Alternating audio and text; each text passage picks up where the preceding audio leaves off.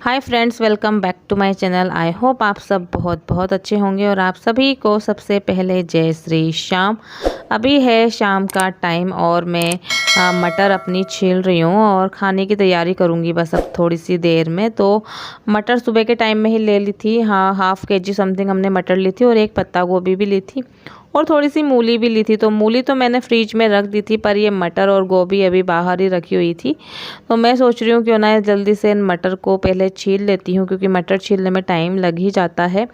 और मैंने सोचा था कि भाई आज जितनी भी मटर है ना सारी छील लूँगी, क्योंकि ये जो मटर मैंने ली थी दिखने में तो स्टार्टिंग में होता है ना कि उस टाइम तो सही लगती है, पर जैसे ही बाद में मैं इसको छीलने बैठी तो इसमें से आधी से ज़्यादा मटर में दाने ही नहीं थे सही से। और होता है ना कि कभी हमारी चीज़ें जैसे सस्ती लेने के चक्कर में अच्छी नहीं आती हैं, जैसे कि हमेशा मैं 20 की हाफ़ केजी लेती हूँ पर आज 15 की ही ले ली थी।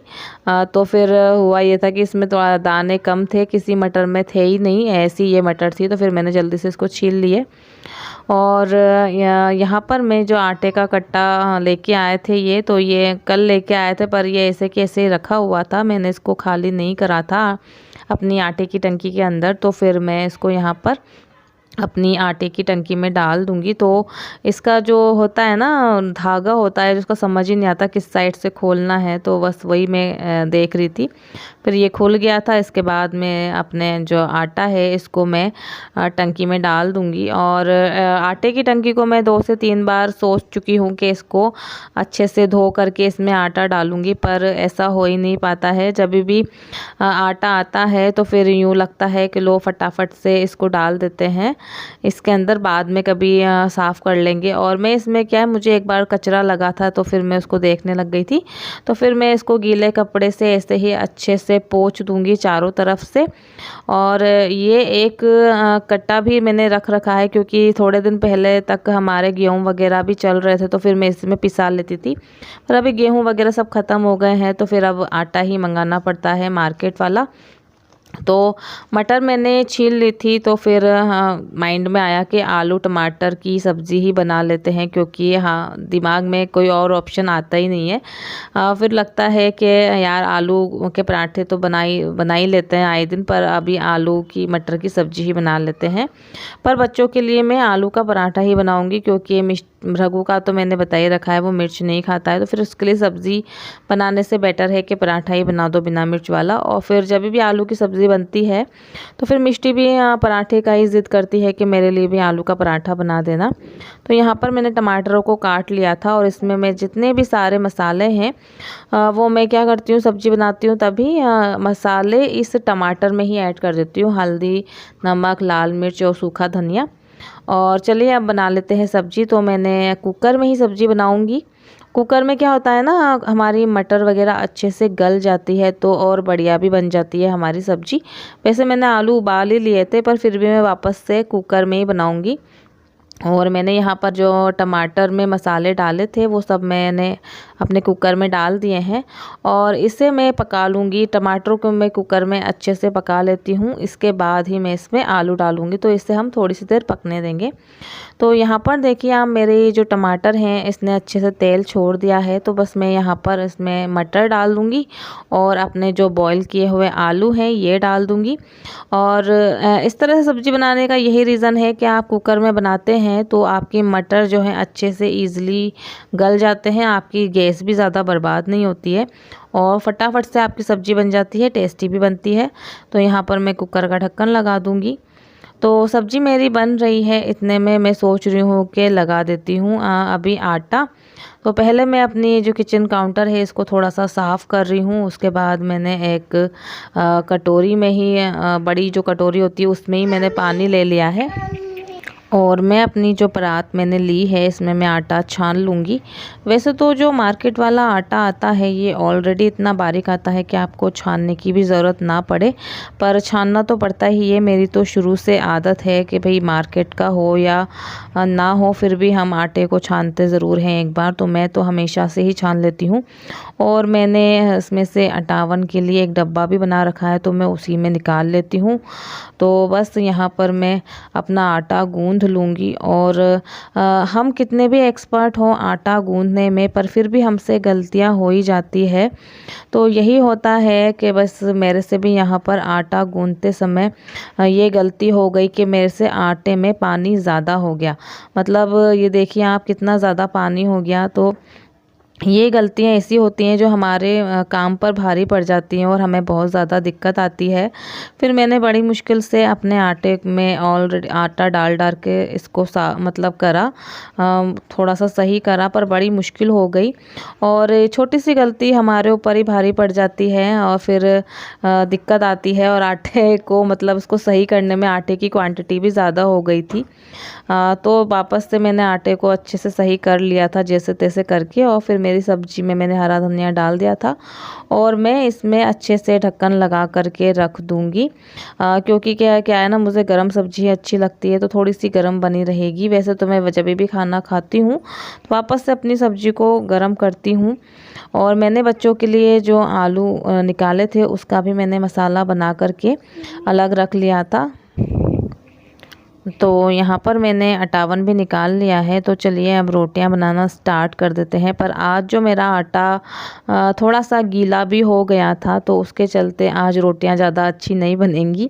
तो बस मैंने आपको अपने पिछले वाले वीडियो में बताया ही था कि रोटियां जब ही अच्छी बनती है जब आपका आटा अच्छा लगा हो, नहीं तो रोटियों का शेप थोड़ा सा बिगड़ ही जाता है, हम कितना ही अच्छा बनाने की कोशिश करें। और मैं थोड़ा सा घी को क्या है गरम कर लेती हूँ, तो गरम करने से हमारा घी थोड़ा सा इजीली लग जाता है रोटियों में। क्योंकि अभी ठंड का टाइम है तो घी जमने में टाइम नहीं लगता, वो जमा हुआ ही रहता है। तो उसको हल्का सा अगर हम गरम कर लेते हैं तो वो इजीली हमारी रोटियों में लग जाता है।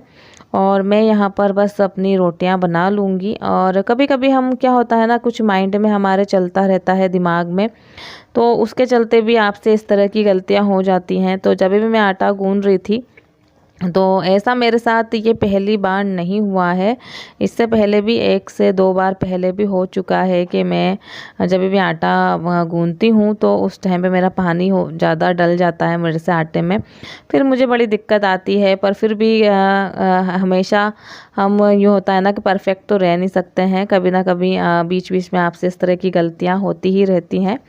तो बस वही है कि भाई मेरे साथ भी ऐसा होता रहता है, गलतियाँ होती रहती हैं। और भी बहुत सारी चीज़ें हैं कि होता है ना कि हम जल्दी काम करने की कोशिश करते हैं तो फिर हम और ज़्यादा लेट होते जाते हैं उस काम में। तो यहाँ पर मेरी रोटियां बन गई थी। अब मैं बना रही हूँ बच्चों के लिए आलू का पराठा। तो ये पराठा मैं पहले बना रही हूँ मिष्टी वाला, क्योंकि इसमें मैंने थोड़ी सी लाल मिर्च ऐड कर दी थी। और बिना मिर्च वाला मसाला भी आप देख सकते हैं रखा हुआ है, वो मैंने भृगु के लिए रख रखा है। तो पहले मैं मिष्टी का पराठा बना दूंगी अच्छे से, और उसके बाद मैं भृगु का पराठा भी सेक लूँगी। तो उसको भी मैंने मसाला भर लिया था अपने पराठे में, तो इसको बेल लूँगी। और बस यही है पराठे का कि मैं हल्के हाथ से बेलना चाहिए, इससे क्या होता है ना हमारे आलू निकलते नहीं हैं, तो बच्चे अब खा लेंगे खाना। तो ये देखिए भाई हमारी मिष्टी का आलू का पराठा, उसको रख आती हूँ मैं खाने के लिए। क्या हुआ? हाँ ठीक है, अभी लगा रहे हैं। हमारे भृगु को फ़ोन देखना है, वापस से खाना खाएगा तो। लो बेटा खाओ। मिष्टी बैठ गई है खाना खाने के लिए। ये देखिए भाई हमारा भृगु खाना खाने के लिए बैठ गया है। क्या खाएगा भृगु? आलू का पराठा। ये हमारे भृगु का आलू का पराठा बिना मिर्च वाला और सॉस। मिष्टी के सॉस के पीछे पड़ रहा था ये, है ना, खाने नहीं दे रहा था मिष्टी को। तो फिलहाल मैं अपने बच्चों को खाना खिला लेती हूँ। मतलब मिष्टी तो खुद खा लेगी, भृगु को हमारे स्पेशली खिलाना पड़ता है। क्या पता कब तक खिलाना पड़ेगा, 2.5 साल का तो हो गया है, नालायक कब खुद से सीखेगा भगवान जाने, है ना मिष्टी? कैसे सीखेगा ये खाना खाना? बच्चों के कुछ हाँ ठीक है ओके ओके, ट्रिक बाद में बता देना। ओके तो चलिए मैं खाना खिला देती हूँ। फिलहाल बच्चों को मैंने खाना खिला दिया था। और देखिए ये है मेरी रोटी, आलू टमाटर की सब्जी, थोड़ी मूली काट ली है, थोड़ा सा नमकीन रख लिया है, और ये थोड़ी सी ना नींबू वाली मिर्च है और थोड़ा सा नींबू है। तो बस चलिए अब खाना खा लेते हैं। तो मैं फ़िलहाल खाना खा लेती हूँ, आप भी आ जाइए। मेरी थाली, चलिए खाना खा लेते हैं फटाफट से। तो अभी बज गए हैं रात के 8:30 और मैं यहाँ पर जितने भी ब्लैंकेट वगैरह हैं और सब जो भी रज़ाई वगैरह है वो तैयारी कर लूँगी सोने की। और मैंने गाउन पहन ली थी क्योंकि साड़ी में बिल्कुल भी कंफर्टेबल नहीं रहता है सोने में। मेरी यहाँ आदत ही पड़ चुकी है कि जब भी साड़ी पहनती हूँ तो फिर रात में मैं गाउन ही डाल लेती हूँ। और मिष्टी अपनी पढ़ाई कर रही थी क्योंकि मिष्टी क्या करती है ना कि जब भी ट्यूशन का वर्क नहीं करती है वो तो थोड़ा लेट हो मतलब जब भी स्कूल से आती है उसके बाद ट्यूशन का वर्क करती है तो फिर वो जल्दी जल्दी करती है थोड़ा सा। तो फिर मैंने उसको बोला कि अभी रात में ही अपना वर्क कंप्लीट कर लो। और भृगु यहाँ पर टीवी में मुझे लगाने के लिए बोल रहा था कि उसका पसंद का बिल्ली वाला कार्टून लगाओ। तो वो जो भी मैं लगा रही थी उसके लिए वो मना कर रहा था। फिर मैं इसको पूछ रही थी कि ये वाला लगाना है तो वो उसके लिए भी मना कर रहा था कि नहीं मम्मा ये वाला नहीं लगाना। फिर वो बोल रहा था मैं बताता हूँ आपको वो वाला लगाना, तो फिर वो खुद से बताएगा अभी। फिर मैंने उसके वो वाला कार्टून लगा दिया था। तो चलिए आज के वीडियो को कर देती हूँ मैं यहीं पर एंड। आप लोगों को आज का मेरा वीडियो पसंद आया हो तो इसे लाइक एंड शेयर ज़रूर करें, मेरे चैनल को सब्सक्राइब कर दें। Bye bye and take care.